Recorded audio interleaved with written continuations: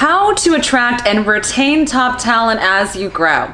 Hey guys, I'm Shama Maher, CEO of Scaling Retail, and today I want to talk to you about how to effectively grow your company with the right people. I'm a firm believer in coming from a people-first mentality. We all have ideas about how we want to scale and grow, but without the right talent and the right people at the right time in your company, you might start going off in some wonky directions, right? So it's really important to have a clear understanding of what that means. So today we're going to talk about such things as how to find people, how often you should be looking, how to actually maintain and kind of grow the people that you're hiring, what it means to have great company culture, which guys, is so important, and how to have the right mental framework when you start to understand that it's really a team effort, guys. It's really a strong learning curve, a great team effort that's gonna help you get there. So let's start to unpack all of this. So the first thing you guys have to consider is when it comes to finding and attracting top talent, you've got to have a strong brand. Now, having a strong brand and having some visibility really does mean that you're big on social, not only for your business, but also personally, that you're developing some thought leadership, that people in your space are starting to recognize who you are. The more that you have visibility, that your brand has visibility, the easier it's going to be for people to find you. And there is nothing better than getting an email from someone who's eager to work with you. I love that, right? I love getting those emails. And I imagine you will as well. So when you start to build up your thought leadership and you get more visibility, you are going to just start to attract these people.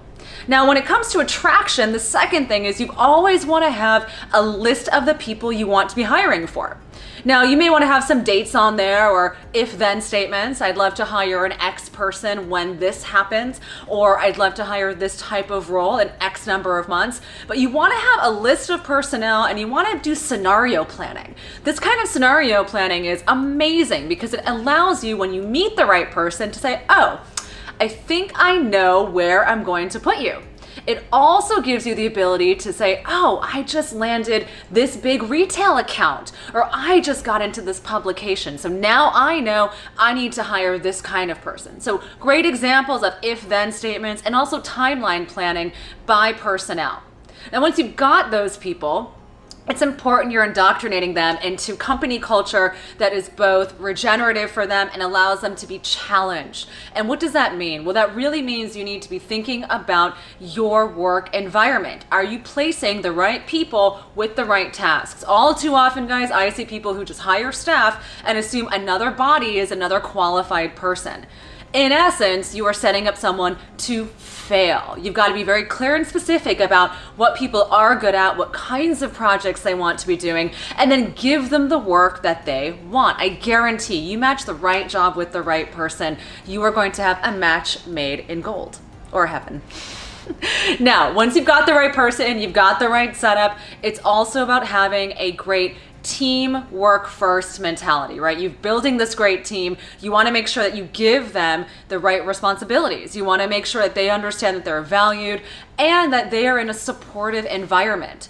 If they have questions, if they want to ask things, don't make it impossible for someone to tell you, hey, I don't know, or how does this work? This is all part of your onboarding process. So while you're onboarding, I would say definitely sit down and make sure you understand what the timelines are for you to be able to share with someone, you know, what the KPIs and metrics are. What are the goals of their role? How are they going to know they're doing a good job? The more that you can explain to someone what you're looking for, the easier it's going to be for them to satisfy that.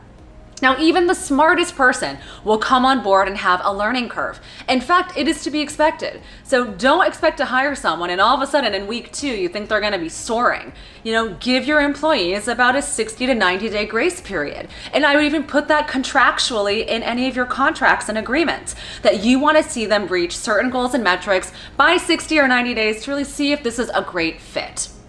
All right, guys, lastly, I think it is just always super critical and important to be thinking about the life cycle of your business.